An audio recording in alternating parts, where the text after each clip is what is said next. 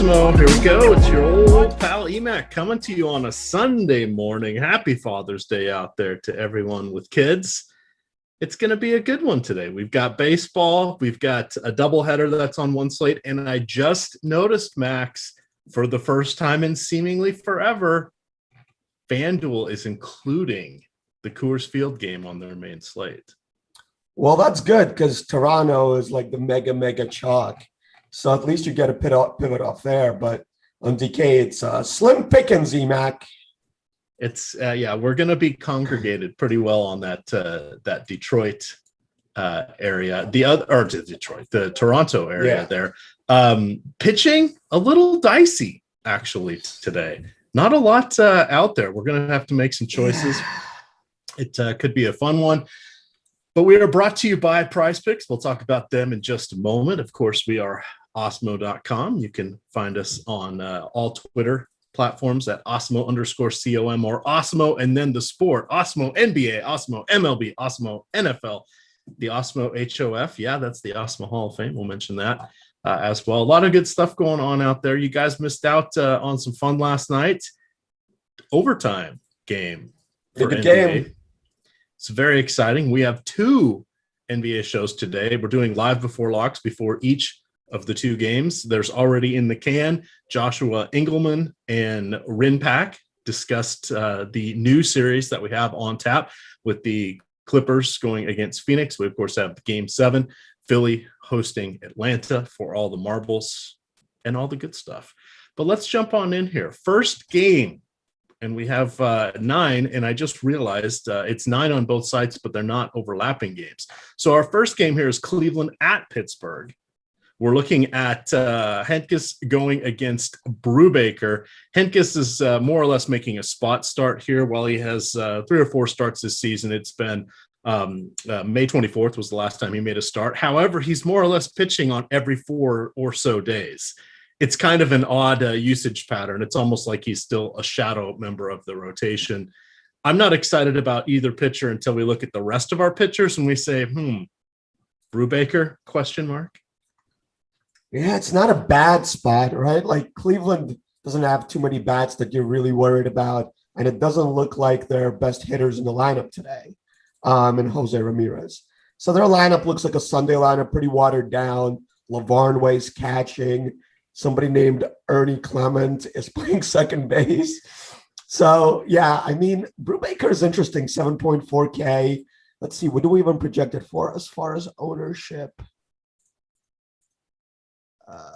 23%, Emac.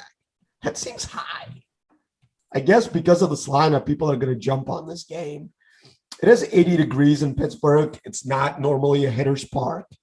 So I don't have a problem with Brubaker. He's not a very high upside guy.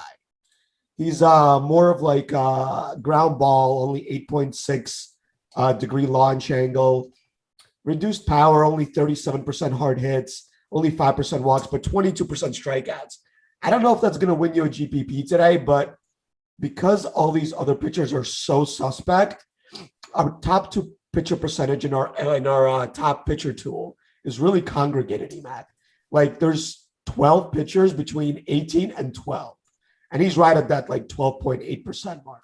So I don't mind him. I think because of the ownership, I'd rather pivot to somebody that's a little bit more high upside. What do you think here, Emac? No, I kind of agree, but it's going to be one of those no stone unturned days here. Shockingly, a little bit of an edge here. I say shockingly because Pittsburgh's one of the worst offenses in the league. But of course, Cleveland not having the designated hitter, no Jose Ramirez, definitely looks like a shell of the lineup we've come to expect from Cleveland over the last couple of years because a few guys have left the team, etc. So that was a little bit surprising to me. I don't mind Brubaker. Hentges, I think just a little too dicey with somewhere between 40 and 60 pitches. I think a couple of Pittsburgh bats stand out in Brian Hayes. Stallings is a cheap catching option that I think can do well today. Hentges is very bad. His stats, only 24% strikeouts, but 11% walks, 44% hard hits, and 578 slugging allowed. So these are very, very bad. But Pittsburgh offense doesn't really have many guys you want to target. So for me, it's just like Hayes, Reynolds, and Stallings. That's about it. We don't have their lineup yet for whatever reason. Yeah, we're missing projected one. Pittsburgh, Toronto, and I guess for the FanDuel slate, still Milwaukee and the Rockies. So let's see who could be out. I wonder if Teoscar Hernandez might be returning. He was on the paternity list. That's who they're waiting on. Who knows for sure? But I don't think there's anybody who's dinged up for the Blue Jays. But we'll get to that game soon enough. On to game number 2. We have Oakland at New York. Got starting pitchers Sean Manaea with a very, very nice 2.99 ERA. He's 6-2 on the season. He's going against another lefty, fellow southpaw, Montgomery, who has a 3-1 record, 4.2, 4.20 ERA. Here's the interesting thing about Montgomery. He's allowed 11 runs in his last 17 and a third innings. He does have 16 strikeouts, only 1 home run. Now, here's the big question I'm going to ask you, because we have, of course, Odd Shopper here. We have the Montgomery strikeout prop is 5.5. It's a -127 on the over. How are you feeling about that particular strikeout prop there? It's tough. I don't know. Yankees are pretty good at pulling their guys if they're struggling. And this lineup for the A's is a little bit scary to me. They all hit left-handed pitching really well. And only 3 guys really strike out. So Chapman strikes out at 30%. Then you have Laureano at 27, Sean Murphy at 26, and I guess Chad Pinder is right around 30 as well. Yeah, I mean, this is a lineup for the A's that's very GPP, where they can either really bang it out against Montgomery, or they can strike out a bunch. So I don't know if I want to pay that juice, Emac, on the over. There's probably better spots that we're going to get to as far as strikeouts go. But it's like 90 degrees in New York today. They're playing with that short porch where they can hit the ball like 360 feet and get it out. It's 50% humidity. The wind's blowing out. It's not a good spot for Montgomery. He's probably a little too cheap at 7.1K for his upside, but we have him projected as the second chalkiest pitcher at 32%. That just seems really high for me. Yeah, I mean, I think he's a good GPP play where he's either going to strike out a bunch of guys or get blown up. But I don't think you're going to get like a good median score out of him today. He's definitely not a cash play for me, even at 7.1K. All right. Yeah, we're going to be back to the mixing and matching. And this is with pitchers. And this is something that, as frustrating as it is, there are ways we can differentiate our lineups. And that's, of course, key in baseball, and utilizing the leverage going against the field or riding with the field, and just understanding the different aspects of what you are staring down here.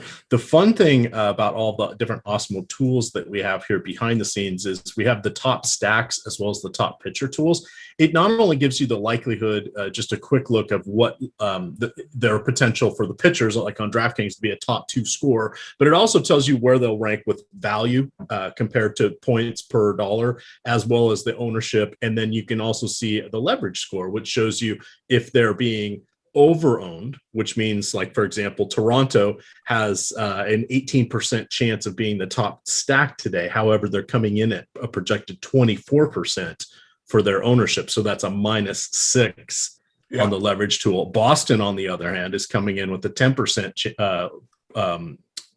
chance to be the top stack.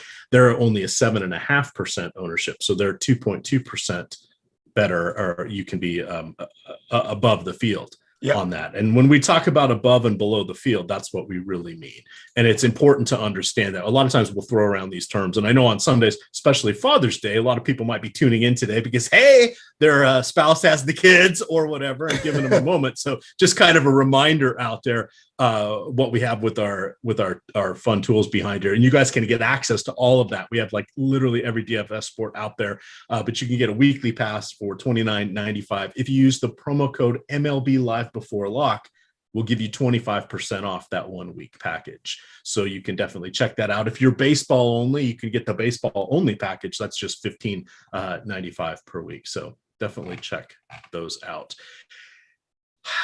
I feel like this is more of a stacking situation on both sides for me rather than searching for one-offs. Yeah. So for sure, this is an Oakland stack for me here. I think they have high upside with the weather, with the fact that Montgomery can give it up in bunches. And they're just a home run heavy team, like a walk on home run heavy team. So I like the stack here. I really like Matty Olson. Hits lefties well, could get the bullpen here, got the short porch. So I wouldn't shy away from him with that 5.8K price tag and facing a lefty. So I like him. I think I like 1 through 5 here, Emac, as far as the stack goes. Not really interested in like Ramos Garcia. Chad Pinder is interesting at 4.5K, but probably hits way too many ground balls. So yeah, I think it's a stack or fade for me. And Sean Manaea is interesting on the other side. He's 10K facing these Yankees. They got their A lineup in here with Sanchez, Judge, Stanton, and LeMahieu up top, Gleyber, and then Urshela. We have him projected at like no ownership, basically 2% owned because he's 10K and facing the Yankees. But I think he's a decent GPP play where he can definitely shut this team down and give you a nice score at that 10%, at the 2% ownership. So for the Yankees, I think it's a fade for me just because Manaea doesn't give much up. Only X slugging of 417 and an WX WOBA of 311. Yeah, I just don't think he gets blown up too much here. And I think the Yankee stack is probably too expensive to play on the slate. All right, let's continue on here. We're going to talk a little bit about the Washington Nationals. We have Taijuan Walker taking the bump here for the Metropolitans. We have Patrick Corbin on the other side. Clearly, your dog is going to be supportive of the Taijuan Walker recommendation here. Yes. $48 on Yahoo, $94 on FanDuel, $94 on DK. It's very nice, favorable price point. It's going to be warm in Nationals Park with the temperature near 100 degrees. For the Washington Nationals, as a fan, I have to say this looks like it's another lost season. They've been a bottom 5 squad with a 88 WRC plus against righties this year. That means they're weighted runs created plus. It's an advanced metric that neutralizes ballpark factors and some other factors to create a league-wide scoring baseline efficiency mark of 100. They're coming in at 88, which means they're scoring 12% less runs against righties than the average team. While offseason acquisitions like Kyle Schwarber and Josh Bell have been solid, Juan Soto's taken it 2 steps back when it comes to the power department. Trey Turner's been a whole lot of and then it's garbage after that. In his last 24 innings, over 4 starts, Walker has struck out 31 hitters. Yeah, what just is that 6 walks, just 2 home runs. He's thrown at least 90 pitches in 8 of his last 10 outings. I'm all aboard the Taijuan Walker train. I don't care if it's a crowded ride. Yeah, the Nats don't really strike out, though. Like outside of Bell and Schwarber over 20%, everybody else is under 20. Trey is like right on the cusp, like 20.3, Soto 15, Gomes 18, Harrison 14, Castro 20, and Robles 20.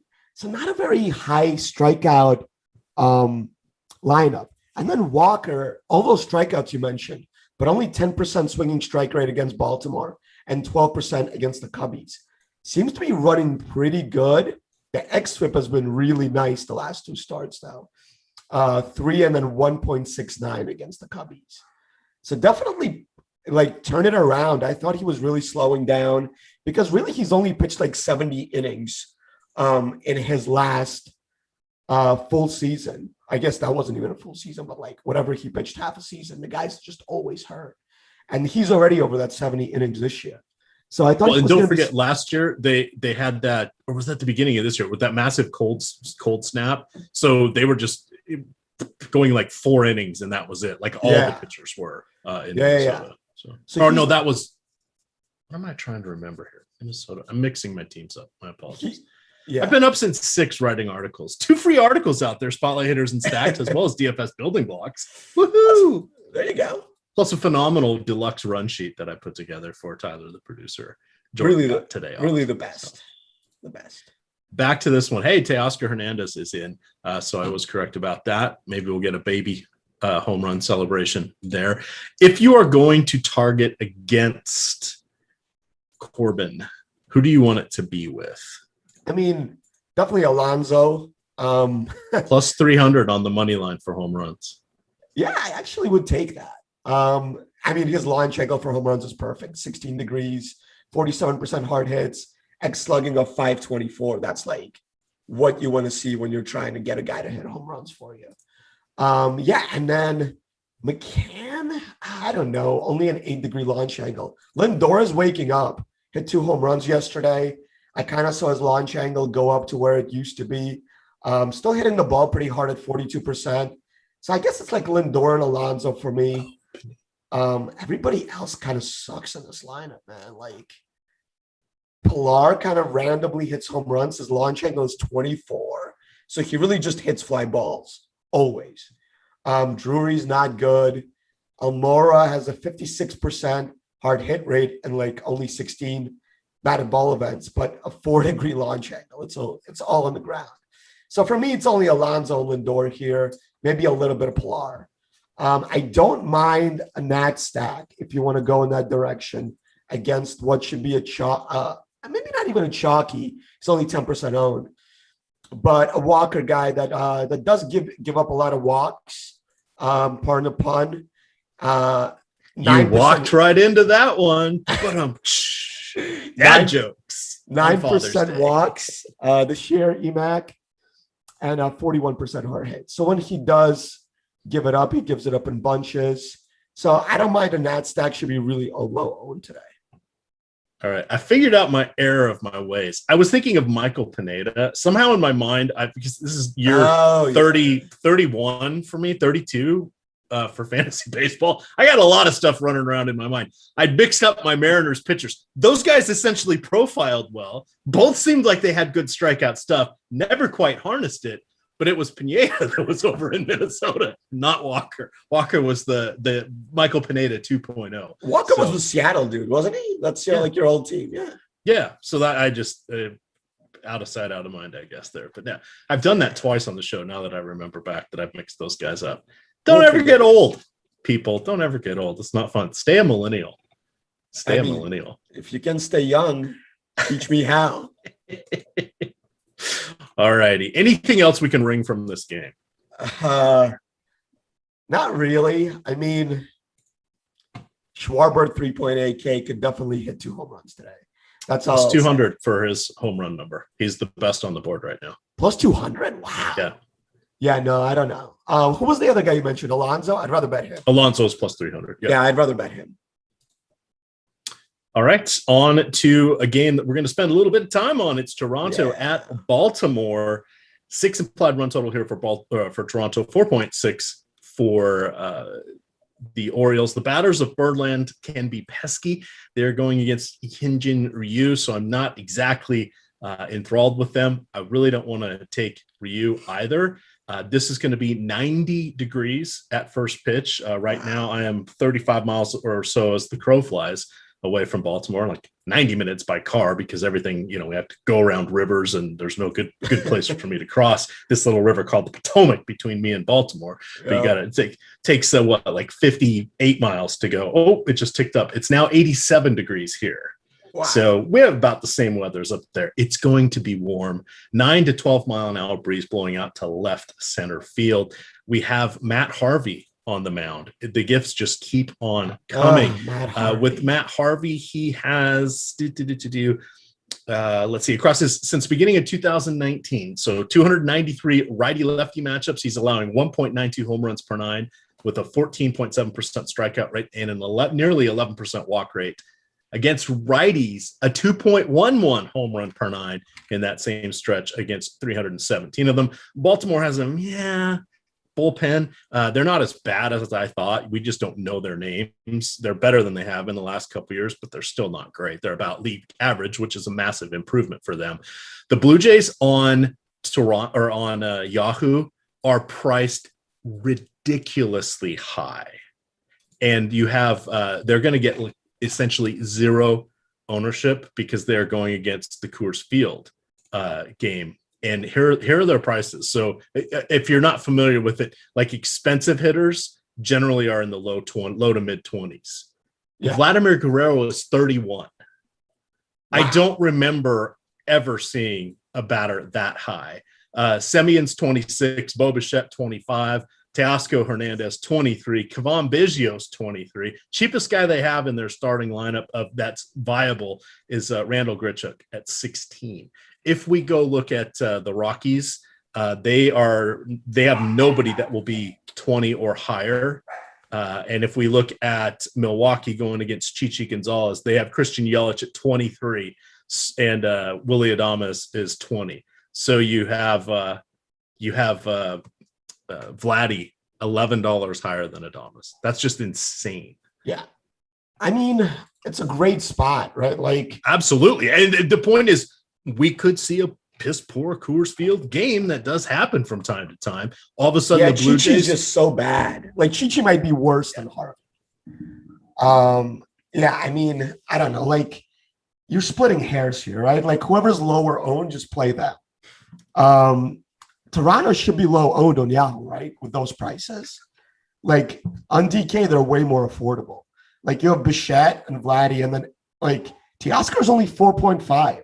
Grichuk's only 4.1. Biggio 4.4. Like they should be higher. They should all be in 5Ks in this matchup.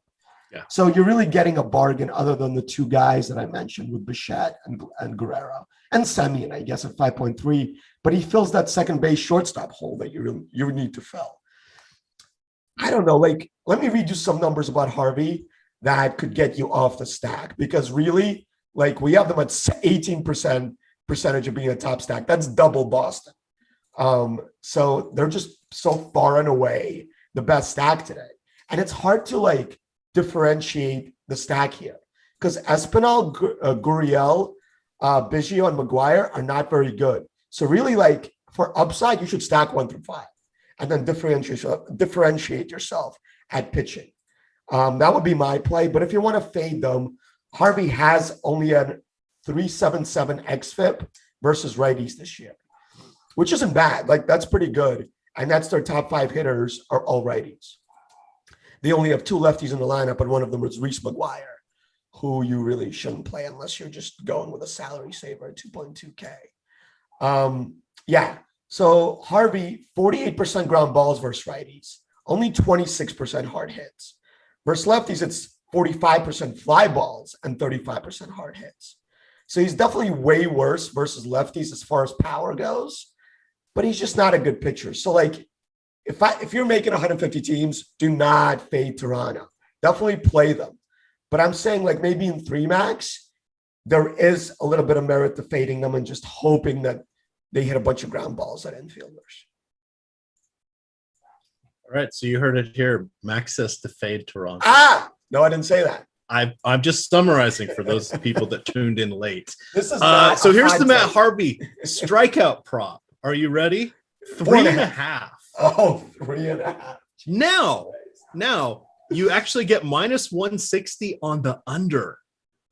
No, that's crazy. He has a 20% strikeout rate versus righties. Exactly. However, he doesn't go far enough into the games. He doesn't see enough batters. He has 4 or more strikeouts in 3 of his last 9 starts. That's it. That's crazy. Yes. So now, how do you feel about Blue Jays? Tell me about this mumbo jumbo xFIP and all that stuff. No.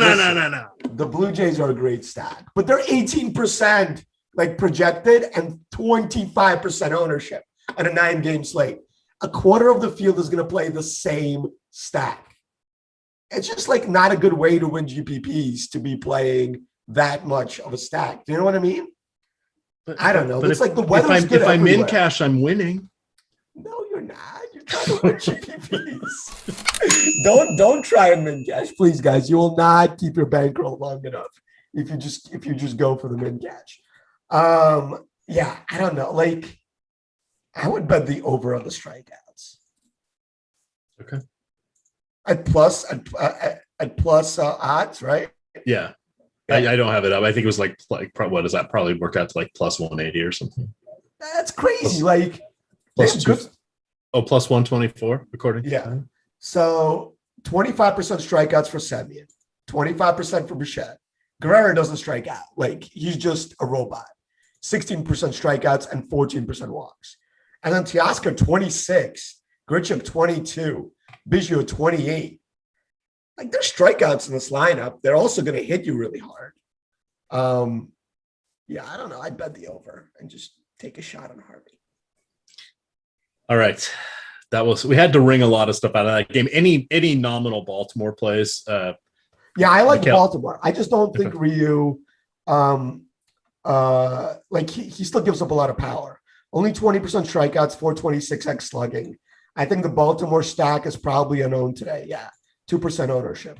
And they have a lot of good power bats here. Like Mancini, Mountcastle just hit 3 home runs. So like he's finally living up to that power that he had in the minors, which is just unlimited. Santander is very good. Hayes is good versus lefties as well. I like the stack, and I think they're going to be very low owned. And they still get that 90-degree, 60% humidity weather.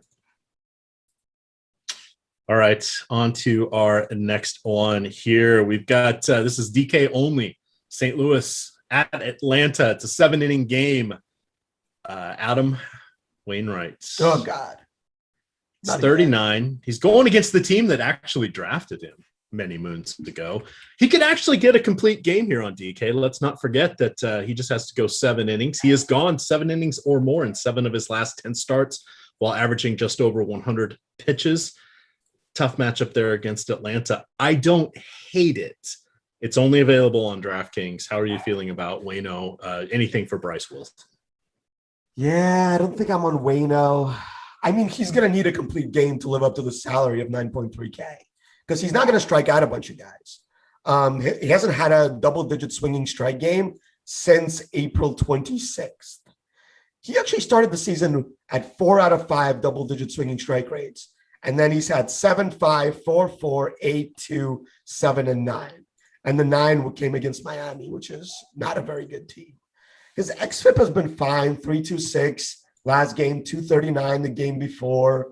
So he's definitely not giving up a lot. Obviously, this is a very good lineup from the Braves. And only 75 degrees. How is it 90 degrees in Baltimore and 75 degrees in Atlanta today?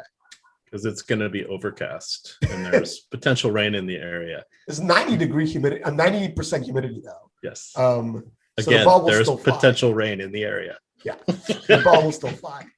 Yeah, I don't know. Does it help that Wainwright was born in Georgia? No. Do we get any bonus points for that? No, it doesn't. Okay. He is low owned at 8% ownership, so that's not bad. Yeah, I guess I wouldn't X him out in GPPs. I can tell you that much, but I wouldn't go over the field of whatever, like 8%. Bryce Wilson is not good. 17. Wait, let me see here. I have the wrong guy clicked, I think. Technical difficulties, Emac. Do the Jeopardy. 14% strikeouts for Bryce Wilson. Not good. X slugging of 449. Also not good. 41% hard hits. No, don't play Bryce Wilson, even at 6.9K. And you're getting only 7 innings out of your hitters. So I don't see any way I would be playing many guys from this game, Emac. What do you think? All right, Waino or bust in that one. We'll pick up the pace, not to fear. We've got quite a few more games to go, but some of them are just going to be breezy, if you will. Let's move on to Boston at Kansas City. So we're going to talk about Prize Picks here because I want to talk about Whit Merrifield. So our sponsor Prize Picks is offering the simplest fantasy game on the market.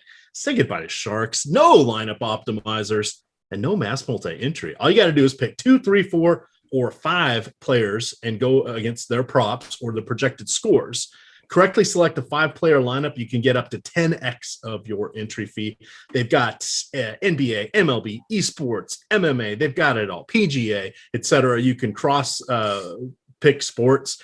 They can download their mobile app in the App Store on Google Play. Of course, they can go to prizepicks.com. And the most important thing I'm going to tell you right now, use the promo code Awesemo when you make your first deposit. They will match you up to $100.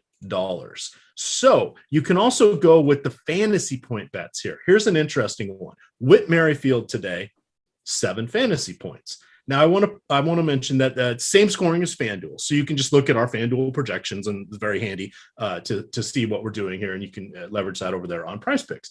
So the interesting thing is Whit Merrifield. Did you know he leads the league with 20 steals? I didn't know that. All right. Did you know that Kevin Pawlicki is god-awful at holding runners? Yeah. Did you know that he has allowed in his limited time 18 of 20 stolen base attempts? That's a lot. Did you further know that a stolen base is worth 5 fantasy points? So I if he did know gets that. on base in any function, be it a single, a walk, etc., hit by pitch, and steals the ball or steals a bag, you already got your 7 fantasy points that you need. If he steals a ball, they'll just get another ball from the dugout. Well, he's got sticky fingers. Wait, that's the pitchers. See Not what I did there? anymore. Dad jokes. Happy Father's Day. That's 2. So what do you think here about Mr. Whit Merrifield? Yeah, I mean, Evaldi is like your perennial ground ball pitcher, right? Doesn't give up any power, but does give up like a bunch of hits on the ground. And Merrifield is very good at beating out infield hits, very good at putting the ball in play, only 13% strikeouts. So yeah, I like that prop. I'm in. Let's go. All right. Now, as far as the rest of this matchup, Uvalde's actually been pretty good. I think he's allowed just 3 home runs on the year. Very good. Which is absolutely amazing. It's going to be a warm one there in Kauffman Stadium. There's actually a 15+ mile an hour breeze going out to left center. This is kind of a dangerous spot. I'm worried for Mike Minor. 5.0 implied run total here for Boston. Minor's done a good job of keeping the bases clean, just a 1.15 whip, over a strikeout per inning. However, 13 home runs allowed. That's read my mind, Emac. I love Did you know the Boston stack? JD Martinez, a 432 WOBA and a 326 ISO since the beginning of 2019. Hunter Renfroe, I didn't look to see if he's in the lineup. I'm just assuming he is. Yeah. 369 WOBA, 311 ISO. Love it. And then if you wanted one more, Xander Bogaerts, 397 WOBA, 243 ISO. There's your power trio. Did you know, Emac, that Xander Bogaerts has the second lowest exit velocity on this team out of anybody in this projected lineup? Even Kevin Plawecki is hitting the ball harder than he is. So he's due. Or he's harboring an injury. Remember, he had that sore knee that kept him out of a few games. Perhaps that's affecting him. Just saying, if you're going to stack this team, excluding Bogaerts makes a lot of sense. But then I got 2 players between Martinez and Renfroe, and one of them's a lefty, Rafael. Yeah, who cares? But this is going to be a bunch of solo home runs. Because like you said, he doesn't give up many base runners. Minor doesn't.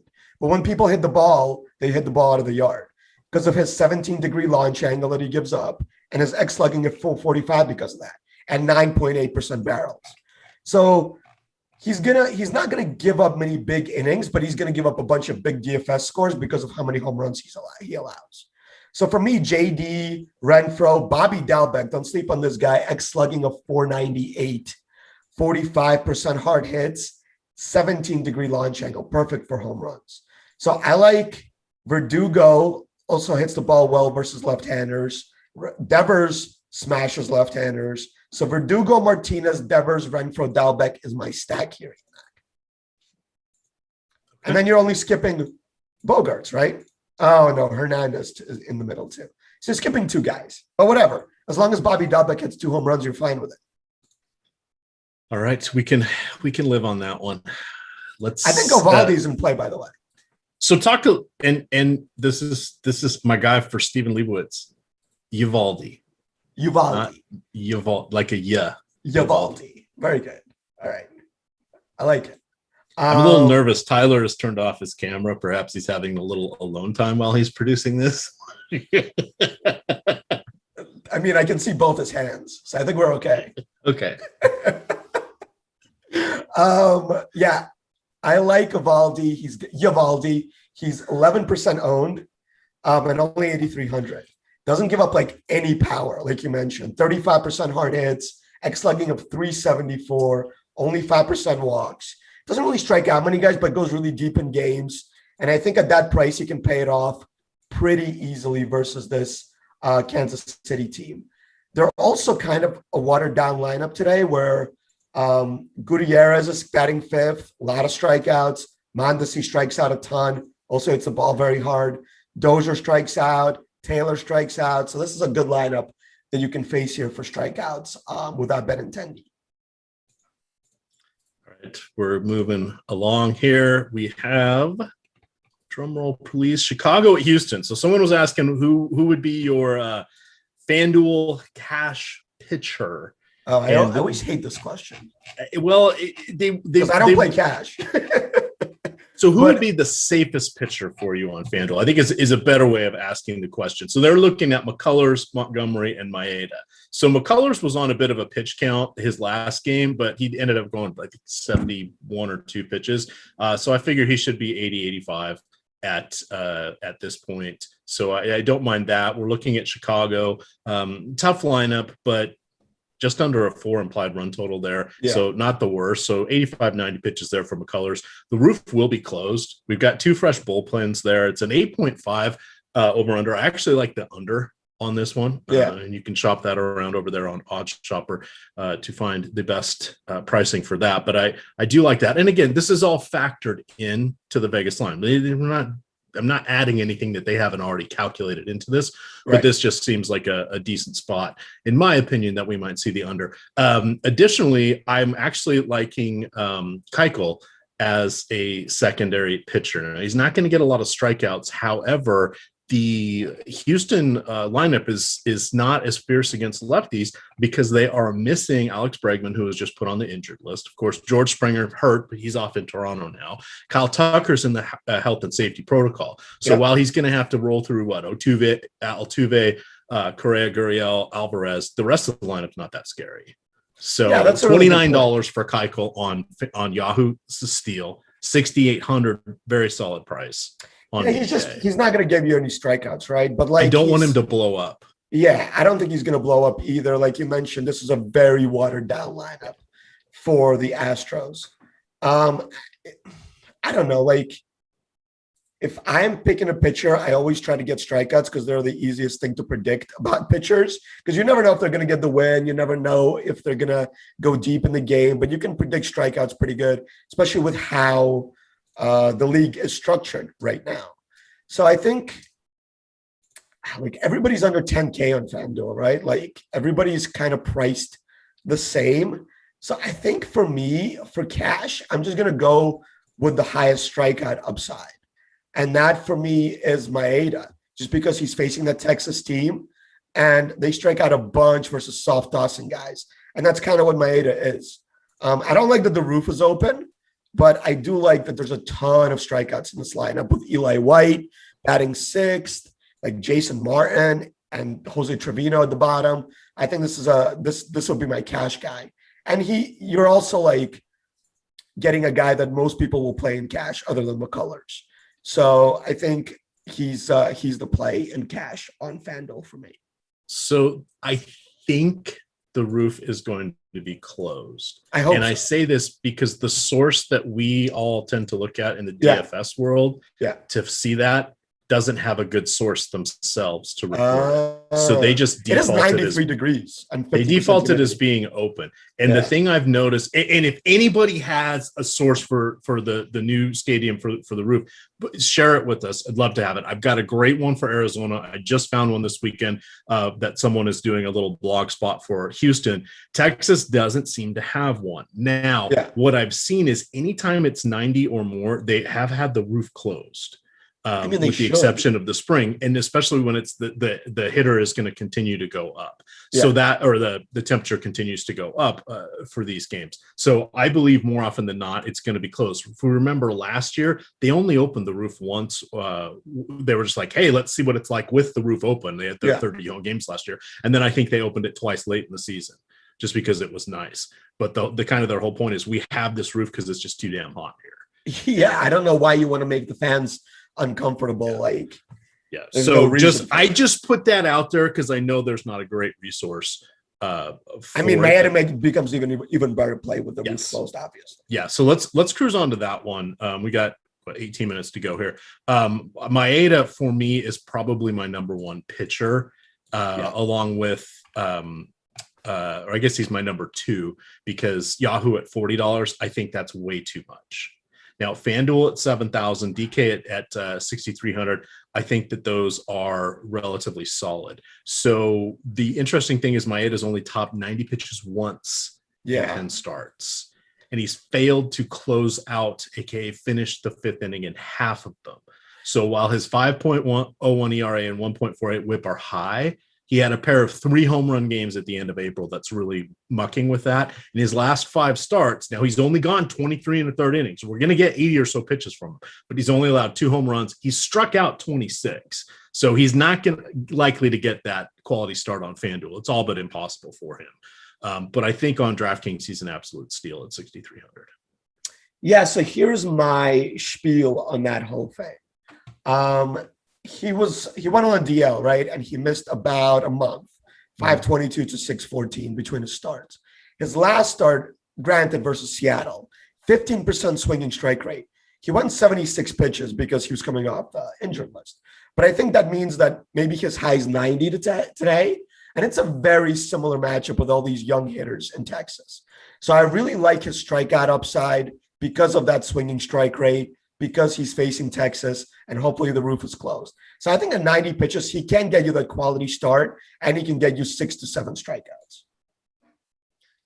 I can't hear Tyler, and I've turned off his camera for him, but I could just know he's thinking, Emac, why are you going out of order on the games? Why are you doing this to me? It's Sunday. It was a good segue, right? We had to do it. Yeah, we had to do it. We had to. This is how it works here, man. Yeah. So redo the chyrons to the left, and we'll do it again. We'll fix this in post production. Any hitters for you in this game? Maybe Dane Dunning is solid, I guess, for a rookie. Yeah, a lot of ground balls. I don't really like righties against him, so just the lefties for me from the Twins, and that means Larnach and Kirilloff, really. Oh, and Kepler's back at 2.9K. Back off the DL. I can't remember if he was in health and safety or on the injured list, but yeah, he's back. Yeah, one of those two. So those guys are actually really cheap and make for a really interesting 3-man, and you can throw like Cruz in there against anybody basically. But yeah, Larnach, Kirilloff, and Kepler for me. All right, now let's we'll try to rein ourselves in. We'll get back under control. We'll talk about Miami at Chicago. This is an interesting note. The Marlins stole 5 bases yesterday off Jake Arrieta and is it Jose Lobaton? One of the rare appearances he has been in there. He has played like in parts of 7 games. I think he has like 5 or 6 at bats. So he must have been coming in as a defensive replacement. How is he even a defensive replacement? I don't know. Probably a pinch hit switch late or something, or a double switch candidate. But he has allowed 6 stolen bases in his limited time. 5 of them came yesterday. So just want to put that out there. So prop of the game here, it's 8.5. Oops, I'm on the wrong line. Too many Chicagos. So the notes on the game here, Contreras has allowed 19 of 25 base runners to steal. So the interesting thing in all of this, John Birdie has not been stealing. Let's see, did he make our lineup today? I know we were waiting on that one. Birdie's batting 8th, but you've got some guys that are looking like they might have the green light here in this one. How are you feeling about the Marlins of all teams going against Alec Meek? They're at Wrigley, right? With 80-degree weather and the wind blowing out and 66% humidity. So it's a really good hitting environment. The problem is that Alec Mills does not give up much power at all. 35% hard hits, 7-degree launch angle, X slugging of only 396. He's also not very good because he's only striking out 16% of guys and walking 9%. So that's not going to win any Cy Young awards. The Marlins team, I definitely like Marte. I definitely like Duvall. And I definitely like Aguilar, like right in the middle there. And I think you can throw in Alfaro and Birdie with them. Birdie, because you mentioned the steal upside, obviously. And Alfaro, because he's the catcher and he swings for the fences on every at-bat. So those guys, I think, are my plays from this team, from the Marlins. I don't mind the stack at all. I think it's a great hitting environment. And you mentioned the steal upside. The Cubbies are facing the Zach Thompson character. Let's see if I have. Yeah, they were given Trevor Rogers is getting an extra day of rest. So he only threw 66 pitches last start. He seems like a decent pitcher. Doesn't give up a ton of hard contact. Basically, no walks. I'm not sure if I don't have a big sample size on him. So 48% hard hits and X slugging of 461 is what I see from him. So for me, I think you can stack the Cubbies here just because of the weather and because they are a stack that usually goes off for a bunch of runs when they do. And they're projected to be our third top stack at 7%. So I don't mind this Cubs stack. They're all expensive. I don't know, the DK algorithm has priced up the Cubs every game this year, regardless of who they're facing. But I think Ian Happ is probably my favorite hitter from the Cubbies, 4K. Switch hitter, hits for power. Baez, Peterson, Bryan, Rizzo are the other guys, really the usual suspects here. All right. So I see Bean Dude is mentioning there is some weather concern a little bit here. We do have in our projections, Alex runs the likelihood of a game being postponed if it at least starts. Yeah. And he has this game just at 5%. Now, Alex does live in the Chicago area, so maybe he's a little more familiar with that than the rest of us. Do you know what Alex's dad does? Owns the Cubs? No, but he's actually a meteorologist. Just throwing that out there. So perhaps their table discussions when Alex was growing up may have been a little bit more about the weather than anything else. That makes a lot of sense. My dad was in sales, so hey, I know how to do sales. That makes a lot of sense. Even though I can't stand it. My dad was a math professor, and I'm not very good at math. So there we go. Doesn't always run in the family. Yep. So I think that one's going to be okay. We may see a delay or something, but we're not really doing cartwheels for either pitcher. So I'm no pitching here. I like both stacks. I think the weather is good. I mean, it's a race against the clock, I guess. Again, as till the rain starts here, but I think you'll get enough runs to warrant the stacks here. All right. The roof is closed in Texas. Per Tyler? Nice little news source. El Negro Loco, the news guy, actually tweeted that out. He let me know. Where are you first thing in the morning when I'm writing the articles? Come on, Ron. You're the best news source and timeliness for decisions, but when you're trying to do analysis, we need your hours in advance. Work on that, my friend. Work on that. You know what is pretty cool? The Awesemo Hall of Fame.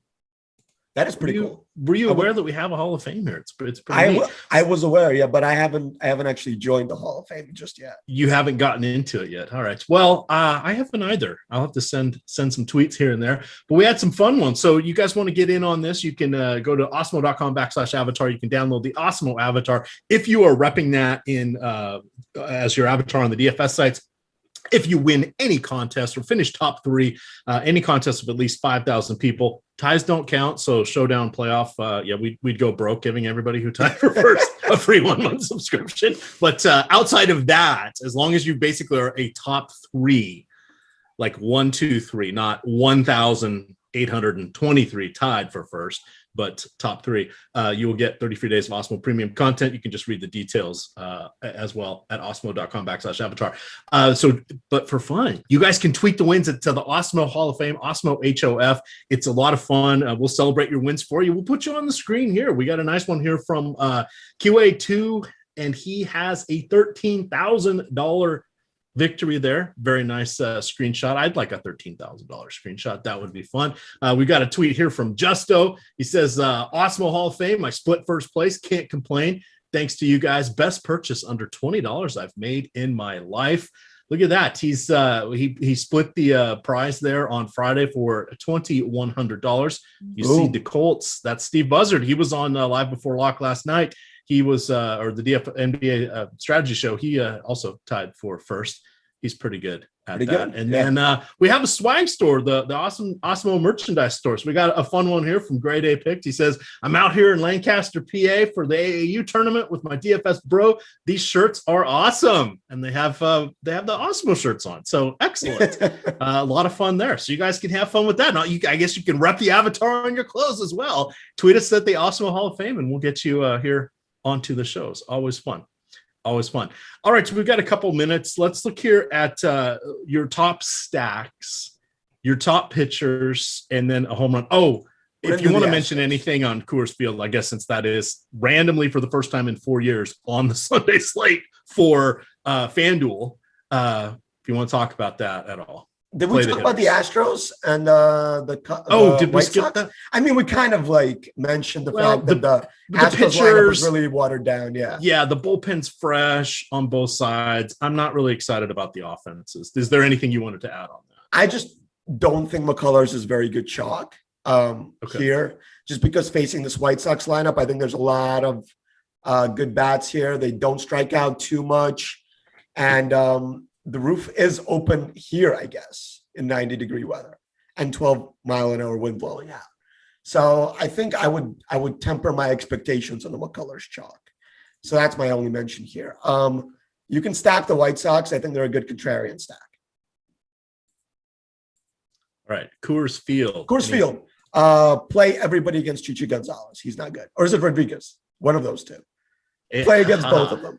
It's Gonzalez, but hey, if it was Chichi Rodriguez, that'd be even better because he'd be out there waving his putter like a sword. Yeah. How could anybody be that cocky and no one get mad at him?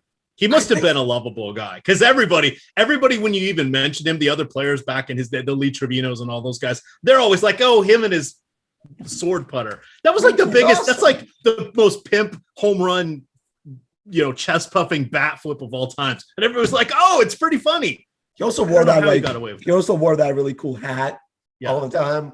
Yeah, I'm into Chichi Rodriguez. I like him much more than Chichi Gonzalez. You should stack against Chichi Gonzalez because Milwaukee's going to put up a lot of runs.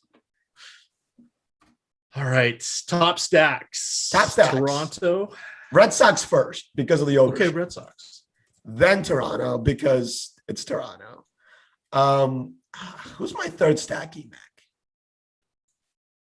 Your contrarian stack in Chicago. Oakland is my third stack. Let's go against my Yankees. Okay, a little emotional hedge life there. Not really. I'm convinced the Yankees aren't going to compete for the World Series, and that's really all we care about in New York. We won 29 of them, so if it's not a World Series year, then I'm soured on the Yankees. When was the last time they were in the World Series? 2011. I don't want to say 2011. Okay. That was a long time. It's been a long time. Pitchers. Houston's been annoying. That's why. Pitchers. My favorite pitcher today. I got to consider ownership here. So I think I'm going to go with Maeda because I think 14%. Well, I think I'm still looking at FanDuel. He's probably higher owned here. Oh, he's the chalk. He's the 36%. I still say Maeda just because of the strikeout upside. Walker is interesting at 10% owned. I'm not on Montgomery. I'm not on McCullers really. Uvalde. There we go. So Uvalde, Maeda, and Walker for me are my GPP pitchers. All right. And then a reminder. Use the promo code Awesemo when you make your first deposit there at Prize Picks. They will match you up to $100. You can go to prizepicks.com or you can download them in the App Store or Google Play. Remember, you're picking 2, 3, 4, or 5 props where you're going on the over and the under. They also have fantasy point props, which if you're, you don't want to mess around with strikeouts or hits or or what have you. You can do the combination of all of them. We really like Whit Merrifield over there today. 7 fantasy points. You get 5 for a stolen base. He leads the league, and Boston is not good, especially Kevin Palicki at preventing steals. Yep. Any other thoughts? We're going to dip on. You want to give a home run out? Pete Alonso. We talked about that one. Plus 300. Come on. I mentioned that. I think you're cheating a little bit. What? Schwarber is plus 200. That was what you said you liked. Come on. That's true. Talk about cheating. It's like 50% better chance. I got this guy right on Friday, so I'm going to go with Matty Olson again. Okay. That works. He was in my write-up on Friday, so that was my feather in the cap. All right. Well, gamers, we're going to have DFS NASCAR coming up at 1:30. You're also at 2:30 going to get NBA Live Before Lock for the first game, and then tonight at 6:30. I forget what time the game is. 1 hour before the game tonight, you're going to get another NBA Live Before Lock. You can follow Max on Twitter at MaxDFS. I am at Emac_CO at Emac DFS. It is Awesemo_COM. Thank you, Tyler. You got to stop waking up early. The producer. It's too early. I get an old guy nap today. It's going to be glorious. With that, guys, gamers, good luck.